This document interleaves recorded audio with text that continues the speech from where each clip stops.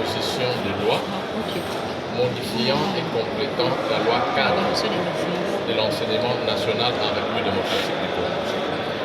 Et je l'ai fait parce que j'ai remarqué que 12 ans après l'actuelle loi cadre que nous avons qui régit l'enseignement en République démocratique du Congo, il était important que nous puissions renforcer ces dispositifs afin de permettre à ce que nous puissions améliorer la qualité de l'enseignement que nous donnons à nos enfants au niveau maternel, primaire, secondaire et même au niveau supérieur et universitaire. Donc, cette proposition de loi porte en son sein plusieurs innovations qui vont permettre à ce que, en tant que pays, nous puissions améliorer significativement la qualité du capital humain congolais qui permettra à ce que nous puissions faire face aux défis du développement, mais aussi aux enjeux au niveau international.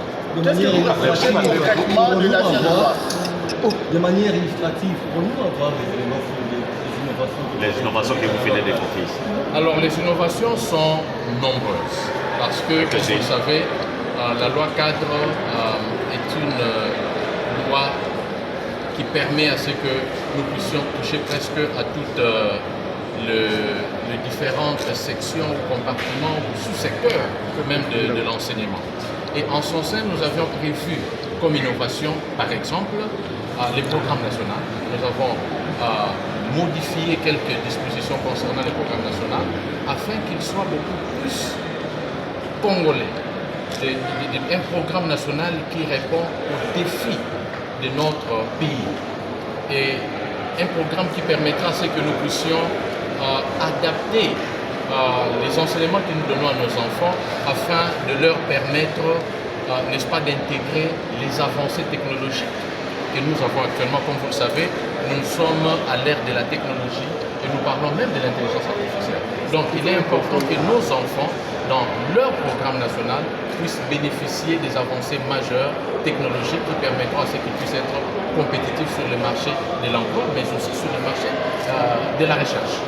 Nous avons aussi prévu des dispositions en ce qui concerne l'évaluation même des éducateurs. Comme vous le savez, l'enseignant reste au centre, n'est-ce pas, de la qualité de l'enseignement que nos enfants reçoivent. C'est vrai, l'enfant en tant qu'élève, en tant qu'étudiant, est au centre de l'éducation, mais il est important que nous puissions apporter des innovations en matière législative pour permettre à ce que l'enseignant soit contraint à une auto-évaluation, mais aussi à une perpétuelle amélioration des lui-même. Alors nous avons prévu qu'il y ait une évaluation qui permettra à ce que les enseignants soient accrédités tous les 2 ans afin qu'ils puissent répondre à cet impératif de s'auto-former, de faire la recherche, de publier dans leur domaine de recherche et pourquoi pas démontrer à la République qu'ils sont toujours à la hauteur des attentes que nous avons à leur égard. Et d'ailleurs, nous avons prévu que si, après cette évaluation, l'enseignant n'a pas le niveau requis, alors un programme de remédiation sera mis en place pour permettre à ce que cet enseignant puisse retrouver le niveau qui est attendu de lui. Il y a aussi beaucoup d'autres choses, notamment la langue d'enseignement. Actuellement, la loi ne prévoit que le français comme langue d'enseignement et avec les langues locales qui viennent en appui et autres. Mais nous avions aussi pensé au regard des évolutions dans le monde, il était important pour que nous soyons compétitifs, mais aussi pour essayer de tirer profit de tous les accords stratégiques que nous avons vis-à-vis des pays étrangers, que nos enfants bénéficient aussi des langues internationales comme langue d'enseignement. On a apporté cette modification afin que l'anglais ne soit pas tout simplement comme un cours, mais qu'il devienne véritablement reconnu dans la loi comme aussi une langue d'enseignement. Il y a le prêt d'études. Comme vous le savez, le pays fait face à une agression barbare à l'Est. Et vous le savez aussi que nous sommes aujourd'hui la destination mondiale lorsqu'il faut trouver et retrouver les minéraux stratégiques. Alors nous avons fait en sorte que dans cette loi, que le prêt d'études ou la bourse d'études universitaires, et pourquoi pas au niveau secondaire, soit accordé à nos jeunes. Et que prioritairement cette bourse soit accordée à ceux qui choisissent des filières stratégiques, comme le mine, la diplomatie, l'armée et consorts.